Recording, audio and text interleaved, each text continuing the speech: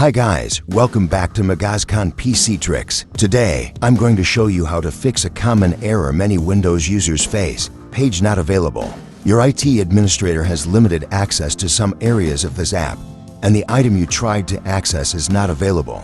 Contact your IT help desk for more information. If this error pops up when you try to open virus and threat protection, don't worry, I've got you covered. Let's dive right in. Before we jump into the fix, let's quickly understand why this happens. This error usually occurs due to restrictions set in the Group Policy Editor. It can also happen if certain settings have been modified by third-party software, security programs, or system updates. Now that we know the cause, let's move to the solution. Click on the Start button. Type Edit Group Policy in the search bar. Click on the Edit Group Policy option that appears. This will open the local Group Policy Editor where we can make the necessary changes. Now, follow these steps carefully.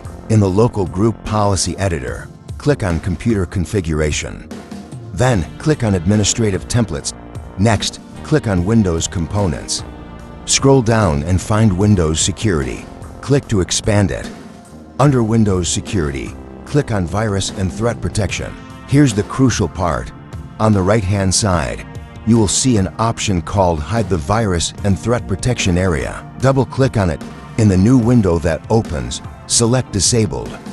Click Apply, then click OK. This change will remove the restriction and allow access to virus and threat protection. To apply the changes, simply restart your PC. After restarting, try opening Virus and Threat Protection again. You should now have full access without any errors. And that's it. Problem solved. If this video helped you, please give it a thumbs up, subscribe to Magazcon PC Tricks, and hit the bell icon so you never miss an update. If you have any questions, or if the problem still persists, drop a comment below. I'll be happy to help. Thanks for watching, and see you in the next video.